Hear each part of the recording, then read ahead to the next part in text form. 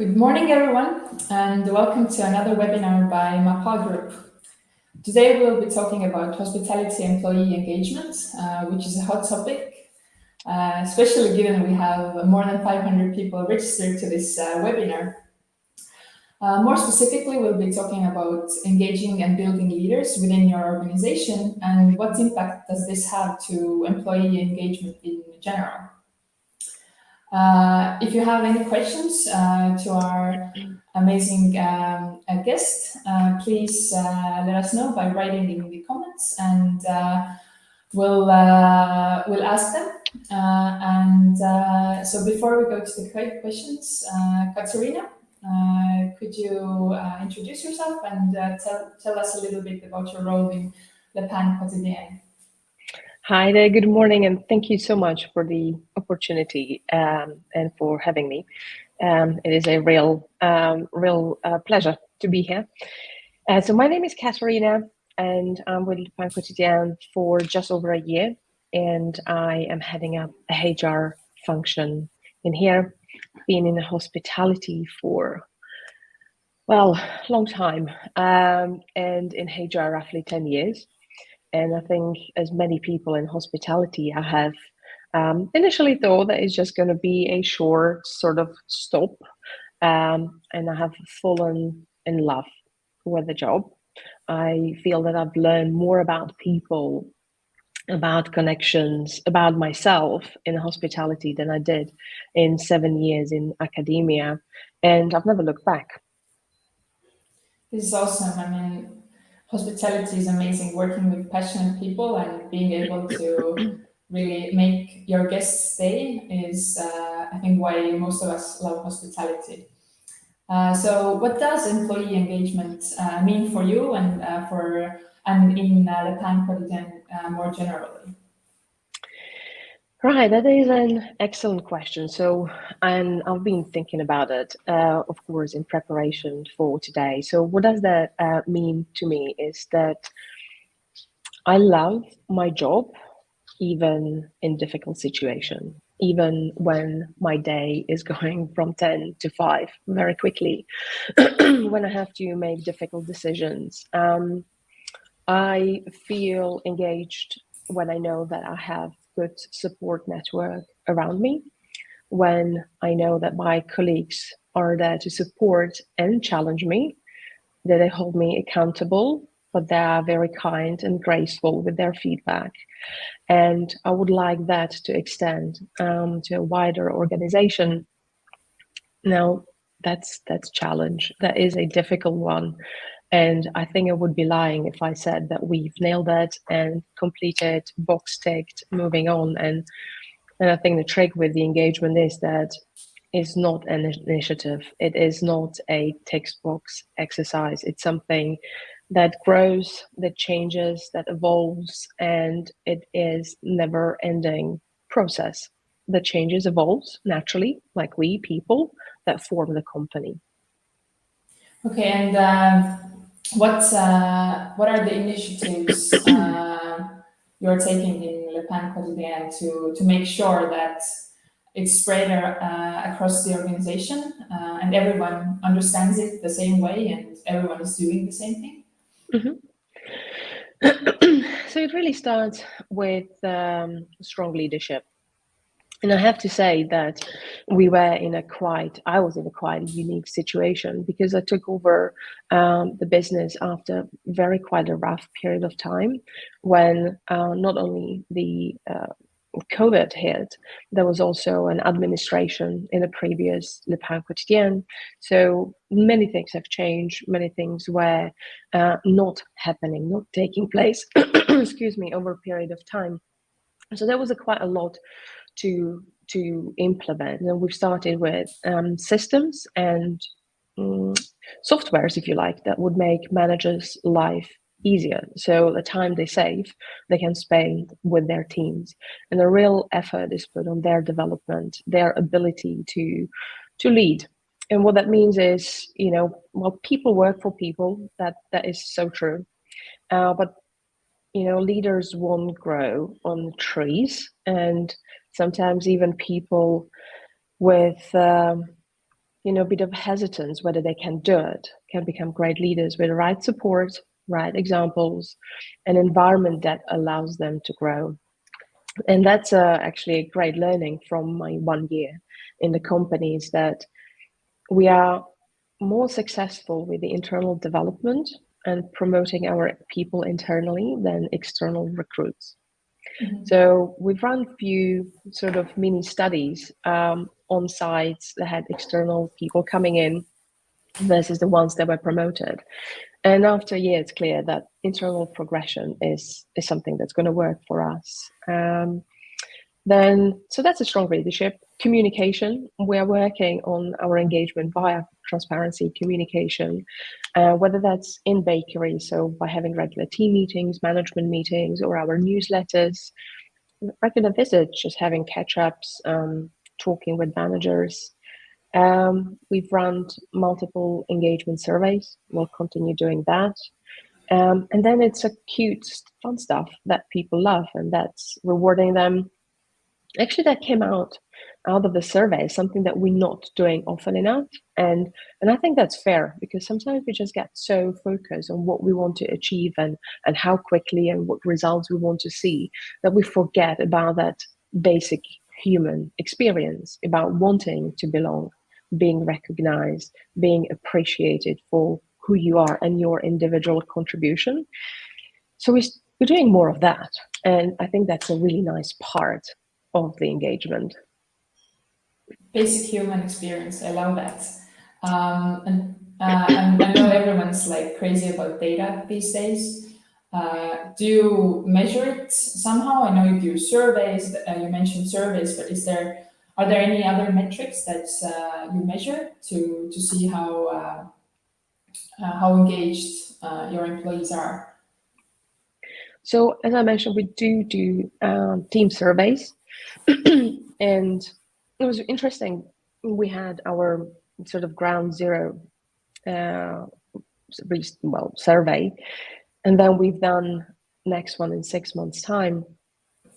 And while it wasn't, stellar, I'm not going to lie about it, the biggest improvement was in leadership and teamwork. And I am taking that as a success. So perhaps the engagement overall wasn't incredibly high. And, we're not Simon Sinek organization yet, but I'm taking that as a success. And I think that is also an answer to the engagement. It means different things to different people, and different organizations will have different journeys. And sometimes success is just being brave with it and doing something different. Sometimes the success is in listening to your people and kind of going, yeah, we have a long journey ahead. Sometimes it's that. I think, that journey starts with the first step. And sometimes that journey is an absolute horror show. But also, we need to be prepared for that. And what I really want to highlight is that team engagement, human engagement in general, is not a one department show. And that I'm very passionate about, is that we can't expect HR or people teams to run something that is so fundamental for the business. We wouldn't have head of finance talking about the importance of profit. That is equivalent of human experience, of engagement of your teams. So that has to be covered and captured in everything that a company does. Yeah, it also helps people understand the whole business, not just like the small. It's not a small part, but the part that they are doing and they are involved in, right? No, absolutely. And when creating budgets or thinking about forecasting or creating bonus structures, this human experience, team engagement, should play a very important role. And again, I need to highlight that although having cupcakes on Friday is wonderful, and I'm not disencouraging anyone from doing it, but what I'm trying to say is probably not going to bring a lasting engagement, lasting success. It really has to start in a boardroom if it's to go through the whole company. And I really, really feel, and my thoughts are going out to all of those great HR people that are working really hard on making it happen on minuscule budgets with large expectations. It also goes to those that are making decisions and saying, yes, we are going to invest in our people because we know that there is no other way of doing it. And so you mentioned that you have seen that the managers who have grown within the organizations are doing a lot better than the ones that who have come in. So how are you building those managers within your organization? I know you have built a great training program and like the company DNA. Maybe you can shed some light on that. Yeah, absolutely. I hope I'm not going to get in any trouble by sharing it, but I think sharing is caring. Success is not a pie. I think there is enough for everyone. So if anyone can take an inspiration from it, then absolutely, we can share that. I don't know. I think we may have a visual for that. Yeah, fabulous. Yes. So the company has been working with an organization called Start Reverse for a long time, and they worked very closely with the organization and established what the mission is. And how this map supposed to read is from bottom to top, and also each column relates to the next one. So we truly believe that everything starts with the optimal leadership and people being looked after. For that to happen, we believe that our leaders needs to have certain skills, awareness and understanding, and we run a leadership course which is called EPIC, which goes for empowering, purpose-driven, inspiring and coaching. Now that goes hand in hand in creating a stimulating service culture where people can grow, where they feel they are part of a family, where they are rewarded for who they are. And I have to highlight that everyone will have a different contribution. And it doesn't mean that everyone should be same kind of person. I think, especially in hospitality, there's an opportunity for all different types of skills. And then entrepreneurial, empower people to make their decisions, take ownership, be proactive with it. And that then leads to the optimal interactions or behaviors of our team members, our hosts. So making it personal. And there is an inspiration also from the fish philosophy. So be there, be present for your guests, care and connect for your guests, but also your team members. Share your passion, whatever that is, and also make it happen. So if you say something, do it, deliver, do not disappoint if you've already set those expectations, which we believe will lead for our guests to feel at home, to feel recognized, to feel inspired, and trust the business, which is a big one. And sometimes it's about making tough decisions. And I don't think we need to talk about the reality of economic climate and the fact that sometimes we have to make tough decisions to sustain the business. And keep the trust is a very important one. And I also believe that trust is a real hallmark of engagement of your team members. If you trust it, things are happening faster. If you trust it, you choose to do the right thing, even when it's tough. You're probably more open and honest. So I'm a big fan of trust-based leadership. And how have employees adapted it, or how are you living this culture that you would like to create? So that's an excellent question. I feel like I'm going to be stepping from my soapbox right now, because yes, there is a day-to-day life, and I think it's really important to talk about something, and that is that it is not a linear journey. There are setbacks, and they are times when this is forgotten. That those are times when people are calling sick, when managers are completely stressed out, when they feel that guests' expectations are higher than ever.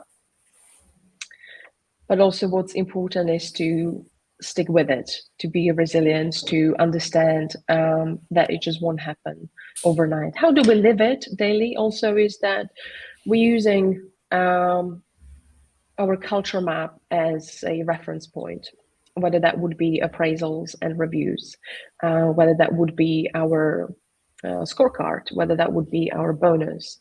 Our training sessions are based around subjects that are relevant to our culture map. We also do things that do encourage people to grow, reward them. And we're also working on many very exciting projects to roll out, not only in the UK, but also globally. And I have to shout out to my fantastic colleagues in Netherlands, France, and Belgium that I think it just adds another layer of engagement when I know that I'm working with an international group of people that are on the same page, that are supportive, and just always up for exchange of ideas. And I think perhaps that's something for us in hospitality to, especially in HR, to do, to support each other, to be there for each other, to share the best practice, to connect, chat about things. Definitely up for that. And you are a customer of MAPAL, and you're also using our learning management system to spread these DNA courses across your team. And is there any learnings you can share, like from launching these courses to the teams? Yeah, any learnings you can share from that? Yeah, there were so many. There were so many learnings, and I must say, like it's your platform, but I must say that it was a game changer for us, and it was a game changer for multiple reasons. One is that, again, that is in the context of what happened within the business and also externally with the lockdowns and whatnot, we had data on 2-3 different platforms, a couple of spreadsheets, and to stay compliant was an absolute nightmare, especially for district managers. So having something in one place is suddenly less scary. And when things are scary, they tend to go on some of your to-do list. Then from to-do list, they go on a back burner and then somewhere under the carpet. So I feel this has made training and conversations about training more accessible. One of the learnings is do not underestimate the change curve. It is real. So I think if I was to do it all over again, I would definitely allow more time to train managers, to spend more time with them, to really explain how that will benefit them. And I would also perhaps have some swanky incentive in place for people to engage with the platform. But we just look back, to be honest with you. We are very happy with the training, and it's interesting that new people take it on board a lot easier. There is no pushback or questions, and everyone actually goes like, yeah, this makes perfect sense. It's quite easy to use. It's on my phone. Happy days. And from sort of L&D and HR point of view, training calendars, appraisals, and workbooks is, just a dream to work with, because when it's so easy to use, that allows managers or anyone else in the business to have that good quality one-to-one without necessarily filling up forms. So it frees up time for conversations, which then led to additional trainings and support on how to have those conversations, because building a culture is not necessarily only about those things that we do and the great things we do. It's sometimes about what we don't do and we feel is not acceptable. So having those tough conversations is sometimes hard. And can you train people to have these tough conversations? And if there is like, is it like a classroom lesson, or how do you do that? So we do have, so what we do actually, we pair up our MAPAL courses with a follow-up workshop. So for example, there's this great course on employment law, which is then followed up with a classroom-based workshop. Same around coaching and team development. So there's an opportunity for us to delve into issues. And we have workshops when managers are generally open about what they struggle with. So it's a lot of role play, but also our regular meetings. What is it that you struggle with? And sometimes the best learning is in real life. And at the moment, I am dealing with quite a few disciplinary and grievances. So I'm not going to lie about it, because when you start changing things and doing things, that may actually, have that kind of effect. Yeah, people are going to like it. They're going to be raising issues, and there possibly will be more disciplinary and grievances. That is to be expected. And the fact that area managers, district managers, general managers are dealing with it, and I'm with them, and they have someone to lean on, is providing a great experience on job. I know it's a weird one, but sometimes you have to go through fire, right? Just to kind of go like, okay, I have now learned, and next time I'm not going to do this. I have feeling it's also a quicker way to learn, like learn through challenging situations. It's like a shortcut that you take, but then you realize like you're going through the deepest of woods and whatnot. But like it is a shortcut. But yes, like I'm not gonna lie about the fact that things are not ideal. They rarely are straight from the beginning, but it's a work in progress. It's a journey, right? Gotta stick with it. So when you have created this brand DNA and like the culture that you would like to have, are you somehow already implementing this like from the get-go, from when you already interview people? So you kind of set the expectations, set the scene, like this is who we are. Yeah. Absolutely. Our values. So the brand's been around for over now, I think, 35 years.